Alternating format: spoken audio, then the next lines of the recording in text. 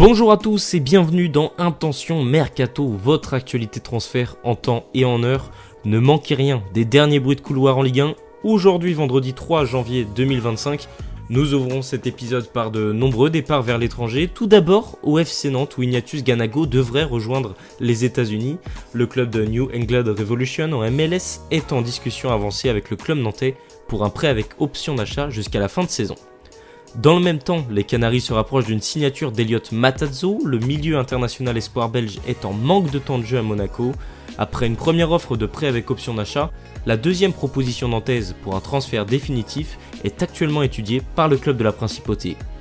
Du côté de Reims, le mercato pourrait également prendre une autre tournure avec le départ de Maxime Buzy aux Pays-Bas, un prêt sans option d'achat au NAC Breda pour le latéral droit belge, mais ce qui pourrait tout chambouler chez les champenois, c'est bel et bien un départ d'Emmanuel Agbadou, taulier de la défense rémoise depuis plus de 2 ans maintenant.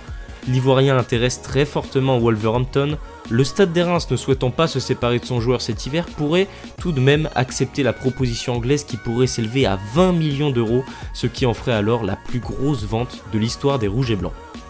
Ce même club de Wolverhampton a sondé il y a quelques jours Abdukodir Kusanov pour étudier la faisabilité du transfert, mais l'on parle bien de l'un des défenseurs les plus prometteurs en Europe et Lens compte bien y récupérer un énorme chèque, surtout qu'après le Paris Saint-Germain, c'est Manchester City qui s'active pour récupérer l'Ouzbek dès cet hiver.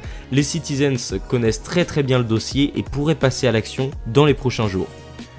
Toujours à Lens, mais maintenant concernant les arrivées, le Racing devait accueillir Jean Buté, gardien formé à Lille et brillant en Belgique sous les couleurs d'Antwerp. Tout était prêt pour un contrat jusqu'en 2028, un transfert se situant aux alentours de 3 millions d'euros, mais les derniers détails à régler avaient visiblement plus d'importance que prévu. On parle notamment d'une blessure à la main qui aurait inquiété le board lensois. Finalement, le deal a capoté et Jean Buté ne devrait finalement pas venir à Lens selon RMC Sport. Ce qui bloque un peu finalement l'arrivée de Brice Samba à Rennes, l'international français devait s'engager pour 4 saisons avec le club breton. Quelques dernières modalités sont toujours négociées entre les deux parties, mais le gardien de 30 ans a d'ores et déjà été écarté du groupe de Will Steele et ne jouera pas ce week-end face à Toulouse. Son départ à Rennes se précise de jour en jour.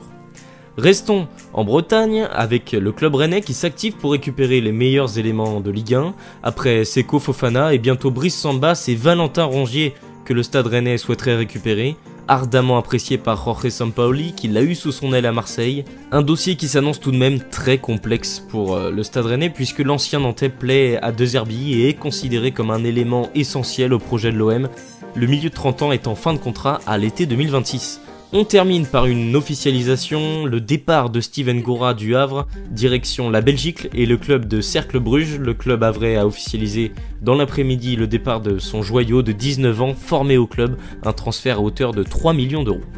Intention Mercato, c'est terminé pour aujourd'hui et on se retrouve dès demain à la même heure.